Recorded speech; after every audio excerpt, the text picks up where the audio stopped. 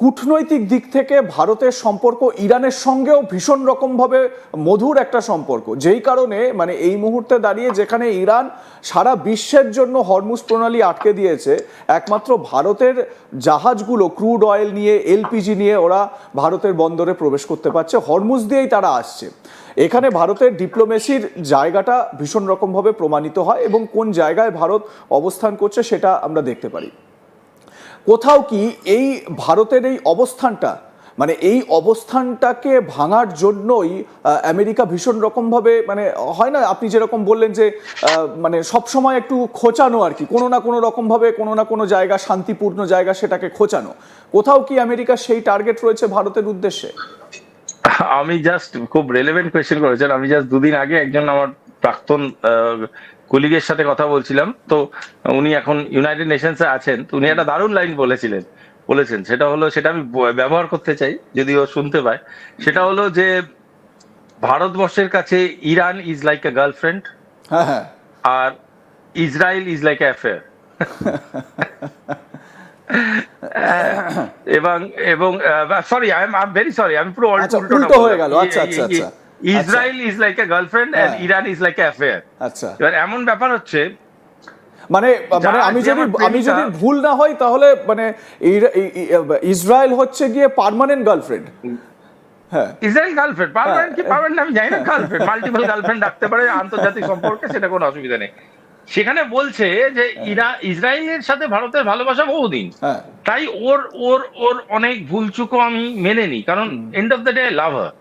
কিন্তু ওকে আমি বলিও, ভাই এটা করিস না, ওটা করিস না, একটু বলি, আবার শোনেও না কথা, নিজের মতো করে চলে। ইরান হচ্ছে সেই মানুষ যে হচ্ছে আমাকে একটু বুঝে শুনে এগোতে হয়, কারণ ও যদি মনে করে যে ওর কথা আমি শুনছি না বা আমিও দিচ্ছে পুরোপুরি, তাহলে কিন্তু আমাকেও বিপদে ফেলে দেবে, কারণ ওর কাছে আমার লকারের চাবি আছে, ও আমার অ্যাফেয়ার। তো আমাকে ওকে কি করতে হবে, আমাকে ওকে বুঝে শুনে ডিল করতে হবে, যে ঠিক আছে ঠিক আছে, সব কাজ তোমার আমি মানছি না, কিন্তু হ্যাঁ এটাও ঠিক যে তোমার উপরে যেটা হচ্ছে ওটা অন্যায়, আমাকে একটু তবুও আমি বলছি যে আমাকে যদি এই সময় তুমি পাশে থাকতে ভালো লাগতো, একটা ভালোবাসার টানও থাকবে, একটা একটা একটা একটা নেগোসিয়েশনও থাকবে, একটা 19-20 থাকবে, এইভাবে ব্যালেন্স না। আমি একটু আপনার ভাষাতেই আমি একটা প্রশ্ন একটু অ্যাড করে দিই, মানে অ্যাফেয়ারের ক্ষেত্রে ভালোবাসার পরিমাণটা কি একটু বেশি এই মুহূর্তে? অ্যাফেয়ারের ক্ষেত্রে ভালোবাসার পরিমাণের থেকে চ্যাট হিস্ট্রি বেরিয়ে যাবার ভয়। তার জন্য অখুশি করা যাবে না, খুশি না করতে পারি, অখুশি করতে পারবো না, বাংলা কথা।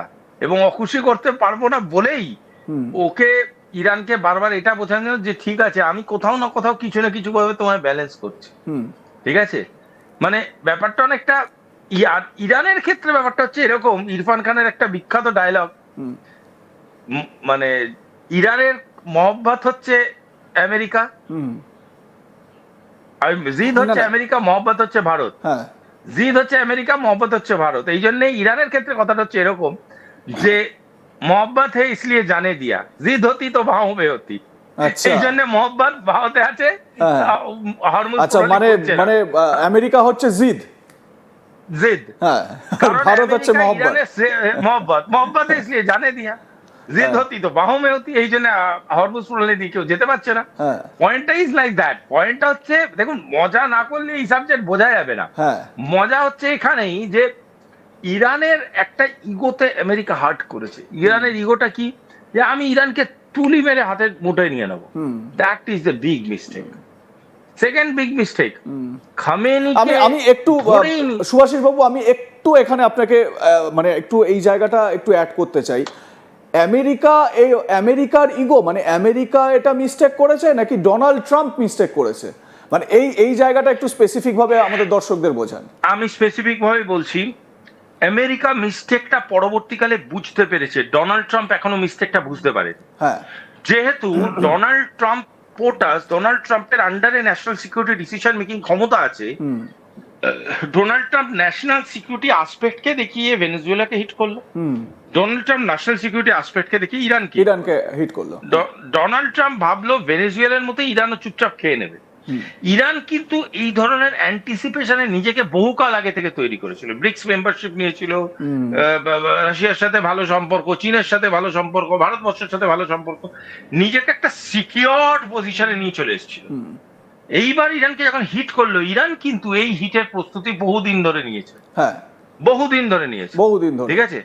এবং যখন ইরান রিটালিয়েট করলো, সেই রিটালিয়েশনটা ইরান কিন্তু একবারও বলতে পারবেন না ইরানের একটা মিসাইলও ওয়াশিংটন টার্গেট করে ছুটেছে।